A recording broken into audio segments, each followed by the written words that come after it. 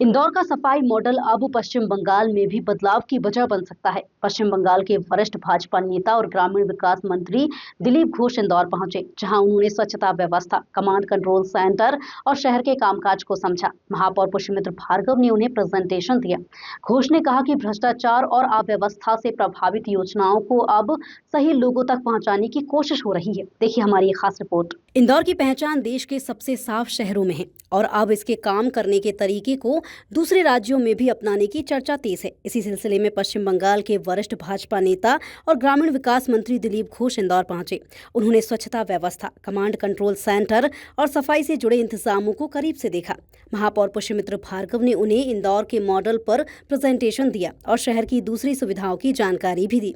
दिलीप घोष ने कहा कि पश्चिम बंगाल में भ्रष्टाचार और कमजोर व्यवस्था के चलते केंद्र की कई योजनाओं का फायदा सही लोगों तक नहीं पहुंच पाया।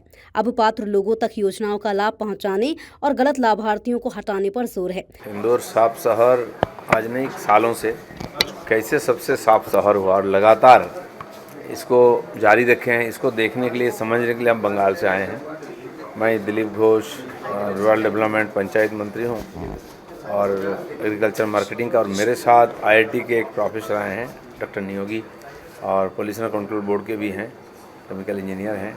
दूसरा हमारे म्यूनसिपैलिटी, मैं जहाँ का चुनाव क्षेत्र मेरा जो है खड़गपुर के इंजीनियर आए हैं, और रूरल डेवलपमेंट के एक मेरे साथ स्वच्छ भारत मिशन के और अर्बन डेवलपमेंट के 2 ऑफिसर आए हैं। तो ये समझने के लिए, जानने के लिए हम लोग आए हैं इंदौर में। एक तो साफ़ सफाई कैसी होती है, मॉनिटरिंग कैसी होती है, साथ साथ सॉलिड वेस्ट मैनेजमेंट कैसा होता है, सेग्रीगेशन कैसा होता है, ये सारा सिस्टम को समझने के लिए हम लोग एक पूरी टीम लेके आए हैं।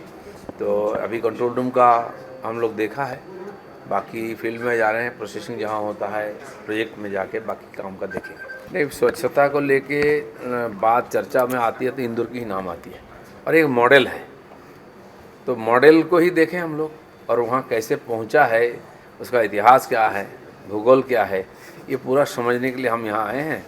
और पूरी मैंने ध्यान से इसको हम देख रहे हैं। धीरे धीरे इस प्रोसेस को बंगाल में हम शुरू करेंगे, क्योंकि स्वच्छता की दृष्टि से बंगाल बहुत पीछे है, पॉल्यूशन की दृष्टि से भी पीछे है। तो इसलिए शुरुआती दौर हमारा, सरकार नया आया है, अभी से हम लोग इस पर पूरा ध्यान देकर आगे बढ़ाने के लिए प्रयास कर रहे हैं। साथ ही महापौर ने कहा कि इंदौर जैसे सफल मॉडल पश्चिम बंगाल के बदलाव में मददगार साबित हो सकते हैं। ये पश्चिम बंगाल अब बदल रहा है।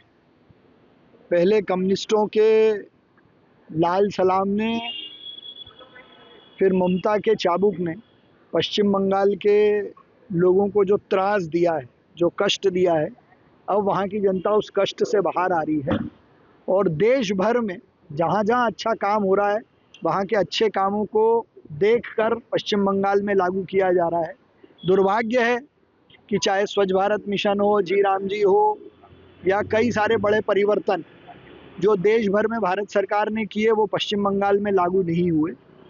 आज इसी कड़ी में वहाँ के रूरल डेवलपमेंट मिनिस्टर और पार्टी के पहले वाइस प्रेसिडेंट भी रहे, वहाँ के अध्यक्ष भी रहे, वो इंदौर की स्वच्छता मॉडल को देखने आए हैं। आज मैंने उनको अपना कमांड कंट्रोल सेंटर, सफाई पर प्रेजेंटेशन दिया है।